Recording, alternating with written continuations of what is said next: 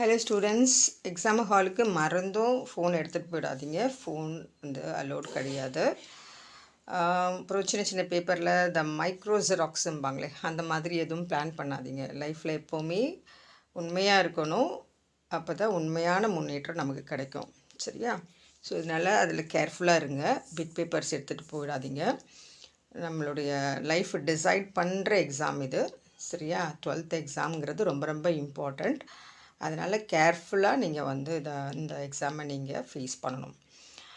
அதுக்கப்புறம் keep your self hydrated, அதாவது தண்ணி வச்சுக்கோங்க, கையில் தண்ணி குடிக்கணும். பட் எக்ஸாம் நீங்கள் ஸ்டார்ட் பண்ணுறதுக்கு முன்னாடி ரெஸ்ட் ரூம் போயிட்டு அதுக்கப்புறமா நீங்கள் வந்து எக்ஸாம் இடையில நீங்கள் தண்ணி குடிச்சிக்கோங்க. சாப்பிட்டுட்டு போங்க. ரொம்ப ஃபுல்லாக சாப்பிட்டு போகாதீங்க, தூக்கம் வரும். சாப்பிடாமலும் போகாதீங்க, மயக்கம் வரும். சரியா?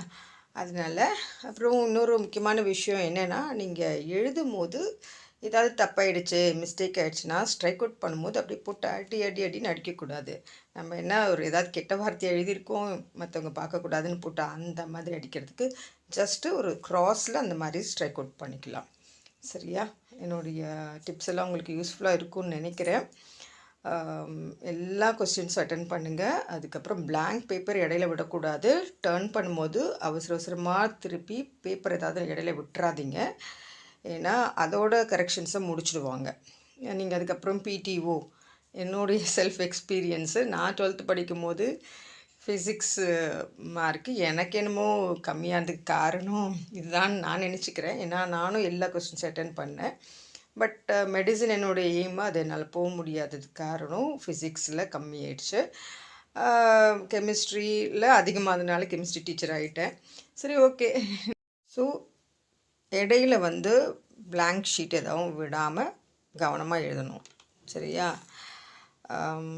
ஸோ என்னுடைய ஓன் எக்ஸ்பீரியன்ஸும் அதுதான். அதாவது ஃபிசிக்ஸில் தான் நான் கெமிஸ்ட்ரியோட யூஷுவலாகவே ஸ்கூல் டேஸில் அதிகமாக மார்க் வாங்குவேன்.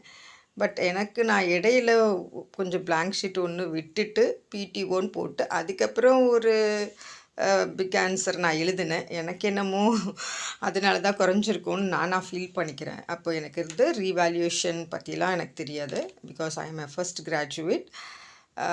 ஸோ ஃபர்தர் ப்ரொசீஜர்ஸ் எதுவுமே எனக்கு தெரியாது. ஸோ அதனால் நான் மெடிசனை வந்து நான் லூஸ் பண்ணிட்டேன்.